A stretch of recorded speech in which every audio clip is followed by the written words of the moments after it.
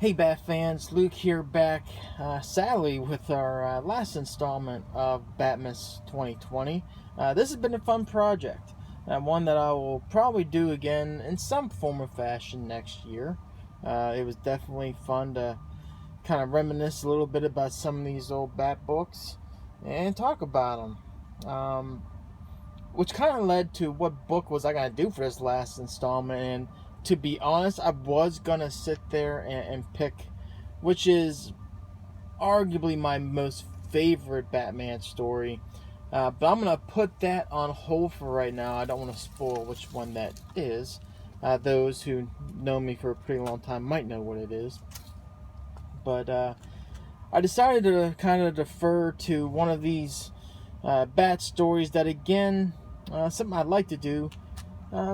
The ones that not too many people know about, and or ones that kind of go under the radar a little bit. And that one ultimately led to my selection to talk about is this story,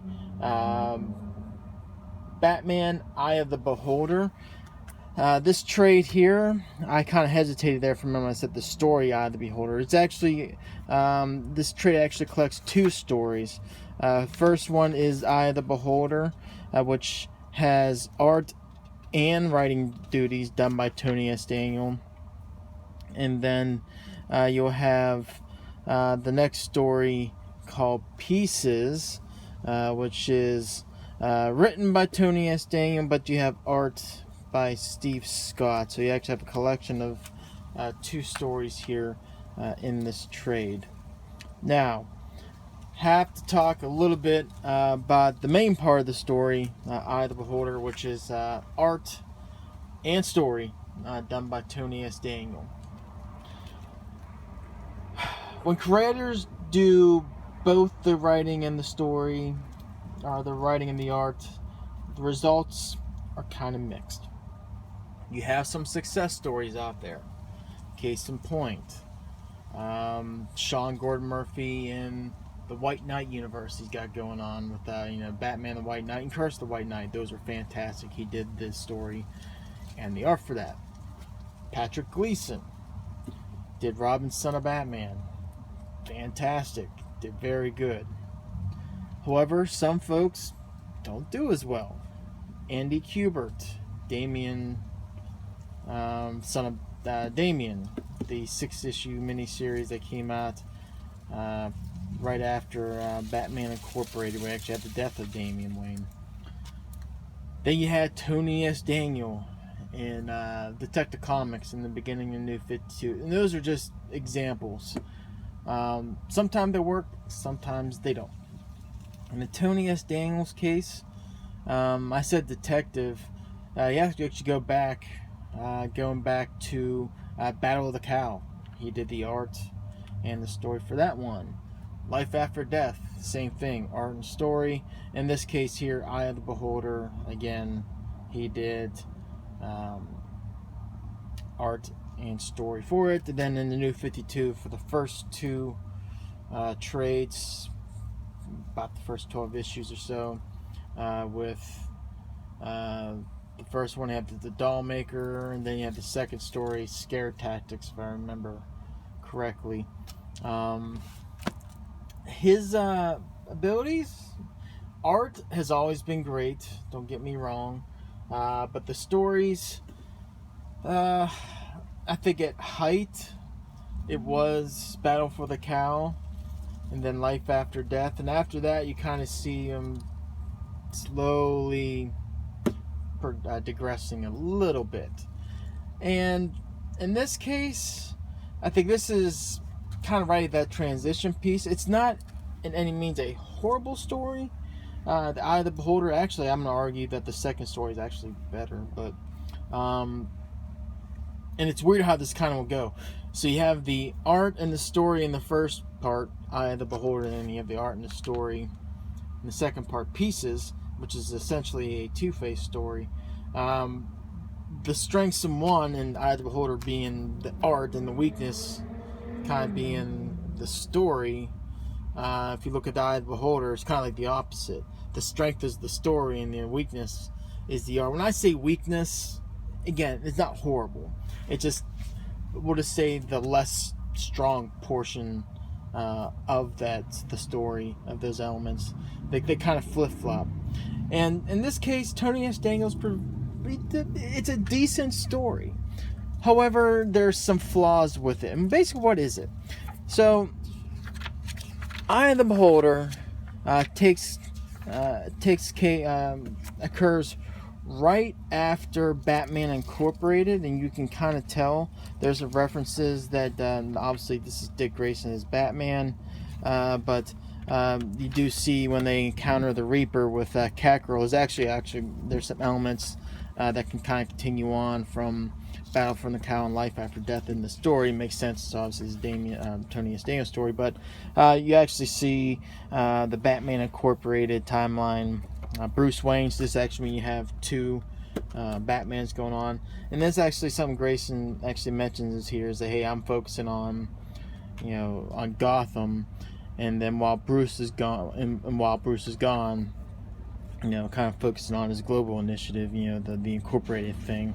So you kind of get a gist of where this kind of fits in your timeline. But a lot of this carries over threads from the story Batman, the Resurrection of Ra's al Ghul, which I reviewed a couple videos ago as part of Batman's 2020. In that you have the return of this character named the Sensei. And if you remember in that story, basically it was revealed that Sensei is Ra's al Ghul's father. And what's current right now, there's this thing that it's called the Beholder. And initially you would think the Beholder is a person, but essentially this Beholder is a mask. And this mask has been proven to have these really potent powers, but they don't necessarily go for the good. It actually kind of goes to this part of its backstory of how this Beholder actually ruined a village. And with that, again, people kind of took it away, as you kind of see in the Sensei coming back, that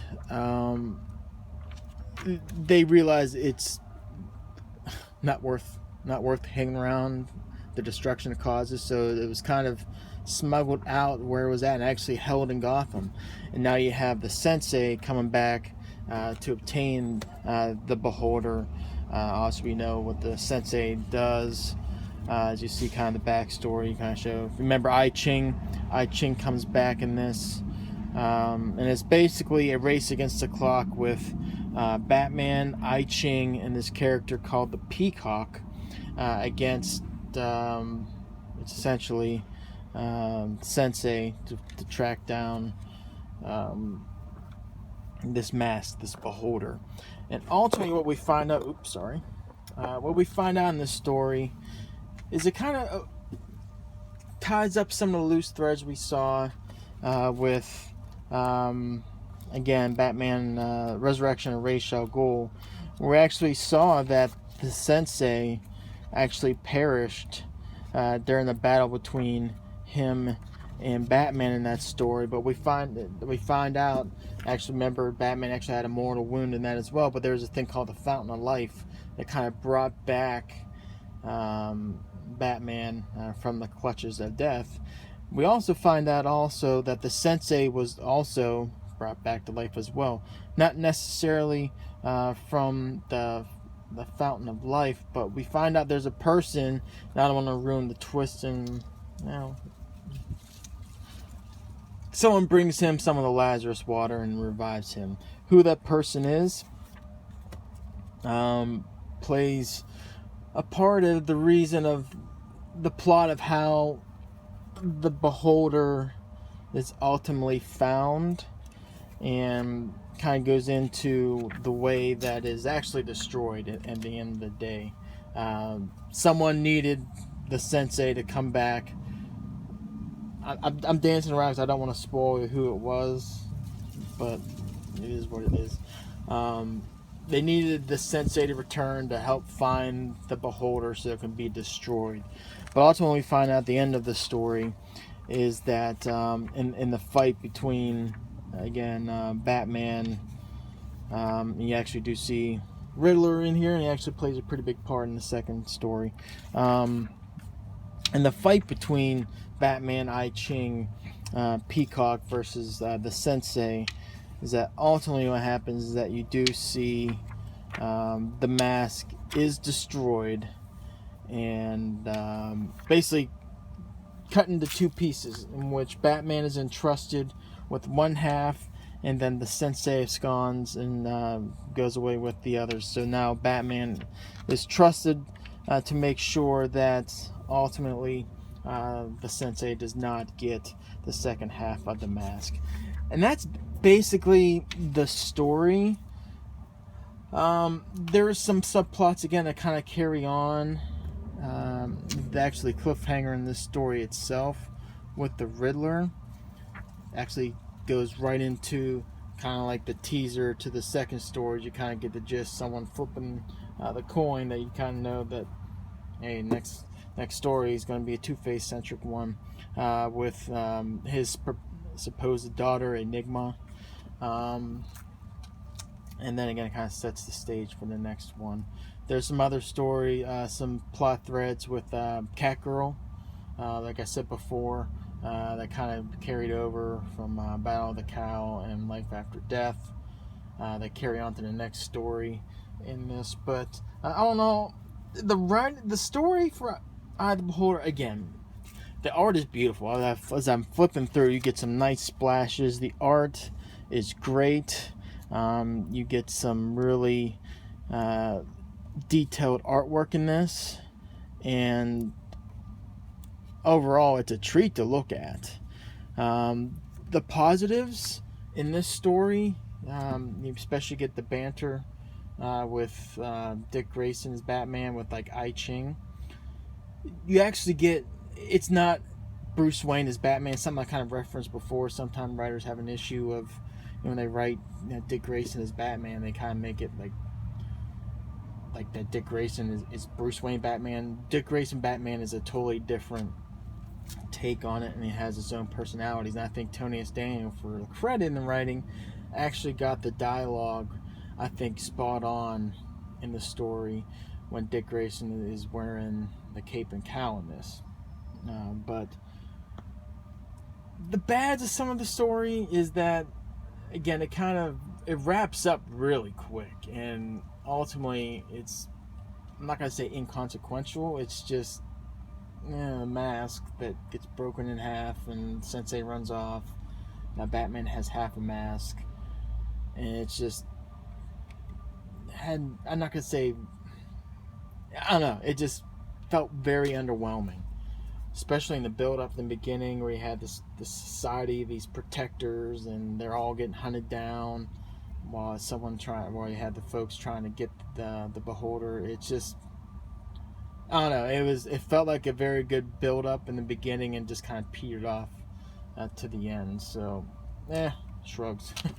The second part, again, is the story pieces. I thought the story was really good, and it's a Two-Face story, and you have Mario Falcone, the son of obviously the Roman, through this. But the characters that play another big role in this is, again, like I said, the Riddler.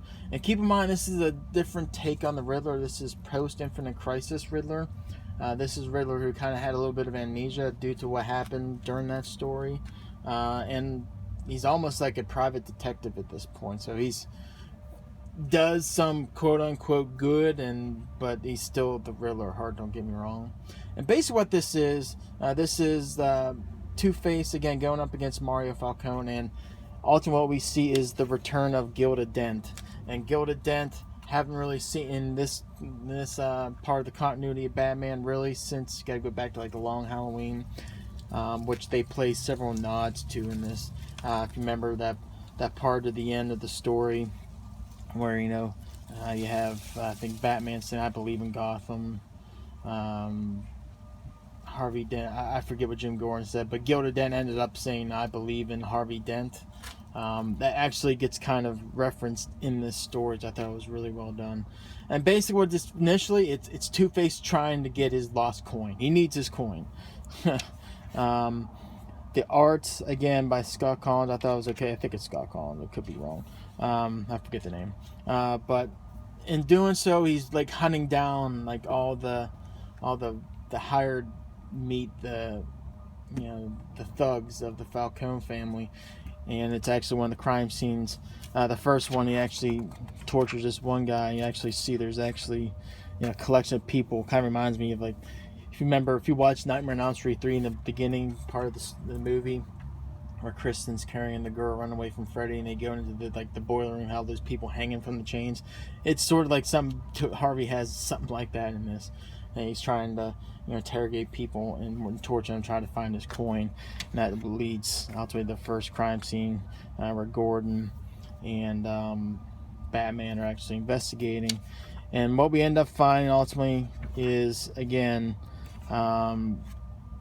someone hired the Riddler. And I'm gonna again dance around this because there's a part here where it's gonna look like someone set up Harvey Dent, but it was actually the Riddler in a way to kind of facilitate something happening toward the end, but at the same time, I don't want to spoil that. But you do see again the return of Gilda Dent in this, who is at this point kind of like the love interest of Mario Falcone, but obviously someone that doesn't have the right virtues in this. He is far from a saint. I'll just leave it at that. And what basically happens to the end is that in the hunt down for obviously Two-Face finds out that Gilda's alive with the help of the Riddler, who was hired by somebody to kind of set these things in motion and kind of make things look one way, but actually set things in motion and go in a totally different direction. Once again, if you read it, you kind of get the twist in it. It's basically Harvey trying to get his coin at the same time. Initially, maybe get a little bit of revenge on Gilda. He's a little slighted because, again, this is she's been gone for a while, and he thought she was dead all this time, but she's now alive, and to boot, shacking up with the Falcone, which he's not down with at all. But ultimately leads to hunt down in this mansion that has a library, which ultimately we find out it's implied that Harvey initially kind of, while almost making the decision to take out Gilda, actually it's implied that they escaped together. And you see there, I believe in Two-Face. I still believe in Harvey Dent. I believe in Two-Face. Again, it kind of a nod back to that Long Halloween. Well, it looks like the explosion goes off. Harvey flips the coin. What he's going to do with the Gilda, and Batman comes and interrupts, but Gilda actually shoots Batman to protect Harvey. So it's kind of left open-ended at that point. And you imply they run off together. But the big twist at the end, again, this is not really a big twist, but this is Riddler being the narcissist of narcissists, while being hired by the person to kind of set these things in motion. Actually goes into the library on purpose. Again, he has amnesia. He actually finds old files on himself, and this is a way to get his kind of memory back. And he implies he supposedly has a daughter, Enigma, this girl you see here. We'll just say that it's implied that if he's a daddy, he is definitely not Father of the Year. This just kind of goes back to initially what I was saying. The first story, whereas the art was the strong point, and the story was kind of like the weaker part of it. The second story, again, the story is definitely the stronger part. And the art, while still not bad, I said Scott Collins. Let me make sure I give credit to the right person.